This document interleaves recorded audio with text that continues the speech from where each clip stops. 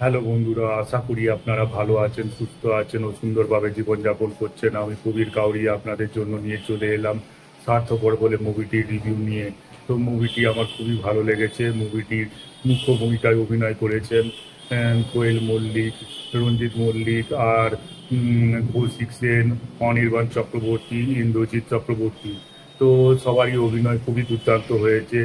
আর এখানে যে কোয়েল মল্লিকের অভিনয়টা আমার কোয়েল মল্লিকের বেস্ট অভিনয় বলে মনে হয়েছে। এখনো পর্যন্ত আমি কোয়েল মল্লিকের যতগুলো সিনেমা দেখেছি তার তুলনায় এই সিনেমাটার কোয়েল মল্লিকের অভিনয় সব থেকে আমার ভালো লেগেছে। এই স্টোরিটা হলো এই, এখানে তো কৌশিক সেন আর কোয়েল মল্লিক হলো দুজন ভাই বোন। তো দুজন ভাই বোনের মধ্যে খুবই ভালোবাসা আছে। তো দুজনের সম্পর্কটাও খুবই ভালো।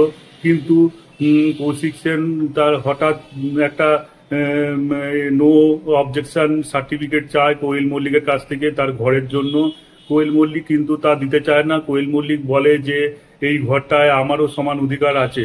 তো সেই নিয়েই দুজনের মধ্যে কনফ্লিক্ট হতে থাকে। ও দুজনের মধ্যে যে কনফ্লিক্টটা হয় সে কনফ্লিক্টটা খুব বেসিক লেভেলে শুরু হয়, কিন্তু আস্তে আস্তে সেইটি দিনের পর দিন বাড়তে থাকে। পরবর্তীকালে এটি আরো বড় হয়ে যায়। তো এইটা নিয়ে পুরো মুভিটি। তো মুভিটি আমার তো খুবই ভালো লেগেছে। মুভিটির মধ্যে যে ছোট ছোট বিষয়গুলো দেখানো হয়েছে, যেমন দুজনের মধ্যে কনফ্লিক্ট হওয়া সত্ত্বেও দুজনে দুজনকে সম্মান করে। এখানে মেয়েদের নিয়ে কিছু বিষয় তুলে ধরা হয়েছে যেগুলো আমরা সাধারণ জীবনে অতটা গুরুত্ব দেই না। ছোট বিষয় কিন্তু খুবই গুরুত্বপূর্ণ। আর এখানে যে অভিনয় করেছেন কৌশিক সেন আর কোয়েল মল্লিক, তা হলো দুর্দান্ত অভিনয়।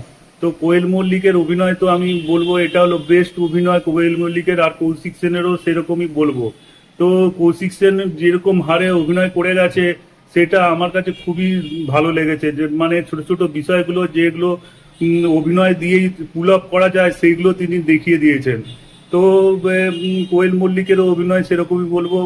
কিছু একটা সিন আছে যেখানে কোয়েল মল্লিক কাঁদছে আর বলছে যে আমি কি তাহলে ভালো মা হতে পারলাম না, আমি কি তাহলে ভালো বোন হতে পারলাম না, আমি কি তাহলে ভালো ওয়াইফ হতে পারলাম না। সেই জিনিসটা আমার দেখে খুবই ভালো লেগেছিল যে কতটা ডিটেলসে এই সিনেমাটাকে তৈরি করা হয়েছে। আর সিনেমাটির যে ডাইরেকশন দিয়েছেন অন্নপূর্ণা বসু, তো তার কতটা ডিটেলসে তিনি এই সিনেমাটা বানিয়েছেন, যত্ন সহকারে এই সিনেমাটা বানিয়েছেন।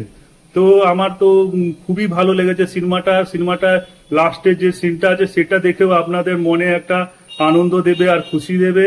তো এই সিনেমাটা আমার কাছে একটা ভালো সিনেমা। এটা বাংলার বেস্ট সিনেমা বলতে পারি এবছরের।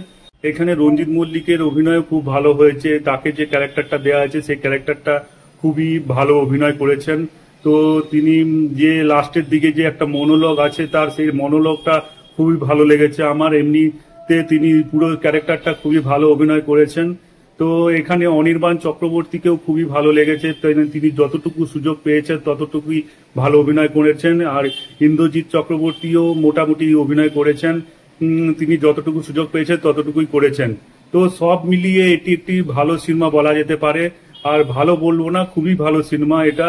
আপনাদের একবার দেখা উচিত এই সিনেমাটা দেখলে আপনারা অনেক কিছু জানতে পারবেন, শিখতে পারবেন। আমাদের মনের মধ্যে যে সমস্ত কথাগুলো লুকিয়ে থাকে সেগুলো ওখানে বুঝতে পারবেন। তো আপাতত আমার ভিডিওটা এতটুকুই রইলো। আমার ভিডিওটা যদি ভালো লেগে থাকে তাহলে আমার চ্যানেলটা সাবস্ক্রাইব করে দেবেন। পরবর্তী ভিডিওর জন্য আমার চ্যানেলে বেল আইকনটা প্রেস করে দেবেন। আপাতত আমার ভিডিওটা এতটুকুই রইলো।